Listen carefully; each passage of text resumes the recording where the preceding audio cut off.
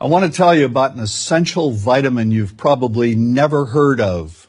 If you're a parent or plan to be one, it might be more important to your child's growth than all other vitamins combined, and only you, a parent, can provide it.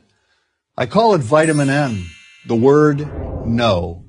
More and more children, I find, are suffering from vitamin N deficiency, and they, their parents, and our entire culture are paying the price.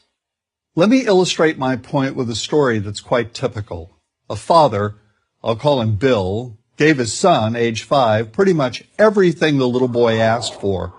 Like most parents, Bill wanted more than anything for his son to be happy, but he wasn't. Instead, he was petulant, moody, and often sullen.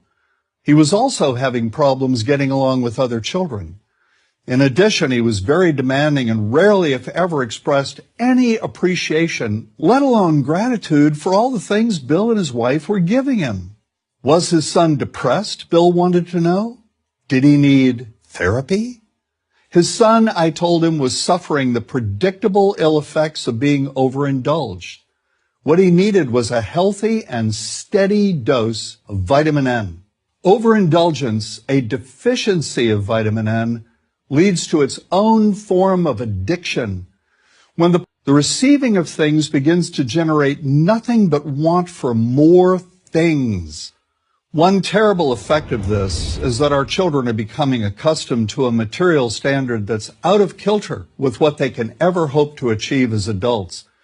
Consider also that many, if not most, children attain this level of affluence not by working, sacrificing, or doing their best, but by whining, demanding, and manipulating. So in the process of inflating their material expectations, we also teach children that something can be had for next to nothing. Not only is that a falsehood, it's also one of the most dangerous, destructive attitudes a person can acquire. This may go a long way toward explaining why the mental health of children in the 1950s, when kids got a lot less, was significantly better than the mental health of today's kids.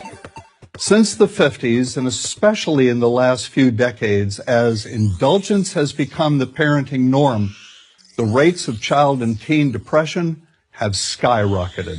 Children who grow up believing in the something for nothing fairy tale are likely to become emotionally stunted, self-centered adults. Then, when they themselves become parents, they're likely to overdose their children with material things. The piles of toys, plushies, and gadgets one finds scattered around most households. In that way, overindulgence, a deficiency of vitamin N, becomes an inherited disease. An addiction passed from one generation to the next. This also explains why children who get too much of what they want rarely take proper care of anything they have. Why should they? After all, experience tells them that more is always on the way. Children deserve better. They deserve to have parents attend to their needs for protection, affection, and direction.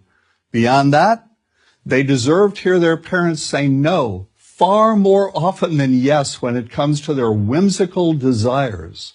They deserve to learn the value of constructive creative effort as opposed to the value of effort expended whining, lying on the floor, kicking and screaming, or playing one parent against the other. They deserve to learn that work is the only truly fulfilling way of getting anything of value in life, and that the harder they work, the more ultimately fulfilling the outcome. In the process of trying to protect children from frustration, parents have turned reality upside down. A child raised in this topsy-turvy fashion may not have the skills needed to stand on his or her own 2 feet when the time comes to do so. Here's a simple rule. Turn your children's world right side up by giving them all of what they truly need, but no more than 25% of what they simply want. I call this the principle of benign deprivation. No. Vitamin N. Dispense it frequently.